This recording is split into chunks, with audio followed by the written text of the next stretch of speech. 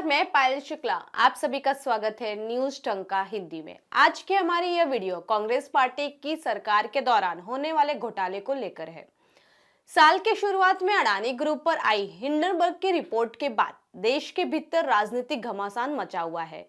लोकसभा में बजट सत्र में बोलते हुए कांग्रेस के पूर्व अध्यक्ष राहुल गांधी ने अडानी की तस्वीर पीएम मोदी के साथ दिखाकर सरकार पर निशाना साधा था। राहुल गांधी ने कहा था कि 2014 में दुनिया के सबसे अमीर लोगों की सूची में जिनका नाम 609 पर था, लेकिन एक समय ऐसा आया कि वह दूसरे नंबर पर पहुंच जाते हैं। इसी परिप्रेक्ष्य में कांग्रेस ने भी अडानी मुद्दे पर बीजेपी पर हमला बोला था और हम अडानी के हैं कौन अभियान के तहत सवालों के कई सेट रिलीज किए थे, जिसे डेमोक्रेसी डिस्क्वालिफाइड नाम दिया गया था। इसके तहत एएम सिंघवी, जितेंद्र सिंह, शक्ति सिंह गोहिल, अलका लांबा, राजीव शुक्ला वीडियो के जरिए मोदी सरकार पर सवाल उठाते नजर आ रहे थे। इसके साथ ही कांग्रेस और भाजपा के बीच सोशल मीडिया पर अब वीडियो वार शुरू हो चुका है। दरअसल जहां कांग्रेस अडानी मामले और राहुल की सदस्यता को लेकर भाजपा के खिलाफ सवालों के एक सीरीज के साथ डेमोक्रेसी डिस्क्वालिफाइड कैंपेन चला रही है, तो वहीं भाजपा ने भी घोटालों भ्रष्टाचार को लेकर सोशल मीडिया पर कांग्रेस फाइल्स टाइटल के नाम से एक वीडियो सीरीज शुरू कर दी है। भाजपा ने अपने ट्विटर हैंडल पर शेयर किए गए इस वीडियो के साथ लिखा है कि कांग्रेस फाइल्स के पहले एपिसोड में देखिए कैसे कांग्रेस राज में एक के बाद एक भ्रष्टाचार और घोटाले हुए। 3 मिनट के इस वीडियो की शुरुआत होती है कांग्रेस का मतलब समझाने में, जिसमें लिखा है कांग्रेस मतलब करप्शन। इस वीडियो में नैरेटर कांग्रेस के 70 साल के शासन के घोटालों का जिक्र किया है। इसमें कोयला घोटाला, 2G स्पेक्ट्रम, कॉमनवेल्थ घोटाले का भी जिक्र है। आखिरी मिनट में नैरेटर कहता है कि कांग्रेस के घोटालों की ये तो सिर्फ झांकी है, पिक्चर अभी बाकी है। इन तीनों घोटालों को पहले समझते हैं। कोयला घोटाले को देश के सबसे बड़े घोटालों में से एक माना जाता है। मामला 2004 से 9 के बीच के है। 100 कंपनियों को कोयला खदानों के आवंटन का था। आरोप था कि इन खदानों की नीलामी प्रक्रिया में अनियमितताएं बरती गई। कई बड़ी कंपनियां समेत 100 कंपनियों को बिना नीलामी के कोयला खदानें आवंटित की गई थी। इस मामले की जांच करने के बाद केग ने कोल ब्लॉक्स के आवंटन पर अपनी रिपोर्ट संसद को सौंपी थी।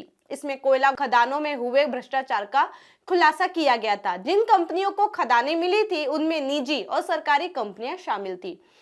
ये बिजली, स्टील और सीमेंट का कारोबार करने वाली कंपनियां थी। लाभ पाने वाली कंपनियों में टाटा ग्रुप की कंपनियां, Jindal steel and power limited, electro steel castings limited, the Anil Agarwal group, फर्मर्स, दिल्ली की Bhushan power and steel limited, Jaiswal Neco, Nagpur की अभिजीत ग्रुप और आदित्य बिरला ग्रुप जैसी बड़ी कंपनियां शामिल थी। साल 2004 और 9 के दौरान कोयला मंत्रालय शिबू सोरेन और प्रधानमंत्री के पास रहा था। तो वही कॉमनवेल्थ घोटाला साल 2011 में सामने आया और इसे भारत के सबसे बड़े घोटालों में से ही एक माना जाता है। माना जाता है कि दिल्ली में आयोजित हुए इन खेलों में बड़े पैमाने पर पैसों का घपला किया गया था। अनुमान के मुताबिक कॉमनवेल्थ गेम्स घोटाले में देश को 70,000 करोड़ रुपए का चूना लगाया गया था। इस पूरे घोटाले में जो सबसे बड़े आरोपी थे वह थे पूर्व कांग्रेस सांसद सुरेश कलमाड़ी थे।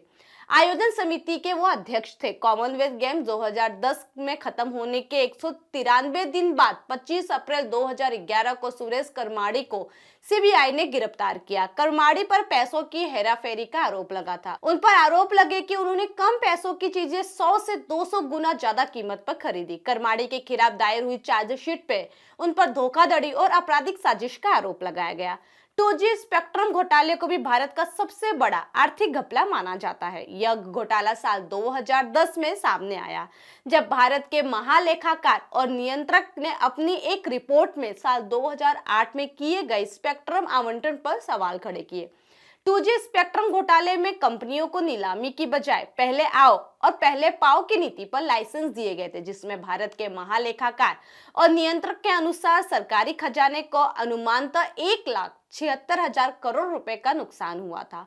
आरोप था कि अगर लाइसेंस नीलामी के आधार पर दिए जाते तो खजाने को कम से कम 1,76,000 करोड़ रुपए और हासिल हो सकते थे। हालांकि महालेखाकार के नुकसान के आंकड़ों पर कई तरह के आरोप थे, लेकिन यह एक बड़ा राजनीतिक विवाद बन गया और मामले पर देश के सर्वोच्च न्यायालय में याचिका भी दाखिल की गई थी। भारत में घोटालों के लंबे इतिहास में सबसे बड़ा बताए जाने वाले इस मामले में प्रधानमंत्री कार्यालय और तत्कालीन वित्त मंत्री पी चिदम्बरम पर भी सवाल उठाए गए थे। कांग्रेस फाइल्स नामक इस वीडियो में भाजपा ने आरोप लगाया कि देश में 70 सालों तक राज करने वाले कांग्रेस पार्टी ने अपने शासनकाल में 48 खरब 20 अरब 59 करोड़ रुपए का घोटाला किया। हालांकि कांग्रेस सरकार में हुए घोटाले की इस रकम से देश की सुरक्षा से लेकर विकास तक के कई काम किए जा सकते थे। वीडियो में दावा किया गया है कि घोटाले की रकम इतनी बड़ी थी कि इससे 24 INS विक्रांत, 300 राफेल विमान, 1000 मंगल मिशन बनाए जा सकते थे या खरीदे जा सकते थे, लेकिन कांग्रेस ने देश का बंटाधार कर दिया। कांग्रेस के भ्रष्टाचार और घोटाले की कीमत देश को चुकानी पड़ी। यही कारण है कि हमारा देश प्रगति और उन्नति की राह में कांग्रेस की वजह से पिछड़ गया। कांग्रेस फाइल्स के इस पहले वीडियो में भाजपा ने मनमोहन सिंह के नेतृत्व वाली यूपीए सरकार में हुए घोटाले को लेकर भी बात की है। इसमें साल 2004 से लेकर 2014 तक हुए घोटालों की लिस्ट दिखाई गई है। भाजपा ने आरोप लगाया है कि मनमोहन सिंह के प्रधानमंत्री रहते हुए देश में एक के बाद एक घोटाले होते रहे, लेकिन मनमोहन सिंह नीरों की तरह बांसुरी बजाते रहे। वीडियो में बताया गया है कि मनमोहन सिंह सरकार में 1,46,000 करोड़ रुपए का कोयला घोटाला हुआ था। वहीं 1,76,000 करोड़ का 2G स्पेक्ट्रम घोटाला, करीब 10,000 करोड़ रुपए का मनरेगा घोटाला, 70,000 करोड़ रुपए का कॉमनवेल्थ घोटाला हुआ था। यही नहीं, इटली से मंगाए गए 12 हेलीकॉप्टरों की खरीदी में 362 करोड़ रुपए की दलाली का भी आरोप लगा। वीडियो में कहा गया है कि रेलवे बोर्ड के चेयरमैन की कुर्सी के लिए 12 करोड़ रुपए के घुसकांड को अंजाम दिया गया था। भाजपा ने दावा किया है कि यूपीए सरकार के समय अखबार या फिर कोई भी न्यूज चैनल देखा जाए तो उसमें घोटाले और घूसखोरी की खबरें जरूर सामने आती थी। वीडियो के आखिरी में कहा गया है कि कांग्रेस के घोटाले की यह तो सिर्फ झांकी है, पिक्चर अभी बाकी है। साथ ही बताया गया है कि कांग्रेस फाइल्स के अगले एपिसोड में दिखाया जाएगा कि राजीव गांधी की 2 करोड़ रुपए की पेंटिंग बेचने के लिए कांग्रेस परिवार लोगों को धमकी दे रहे थे।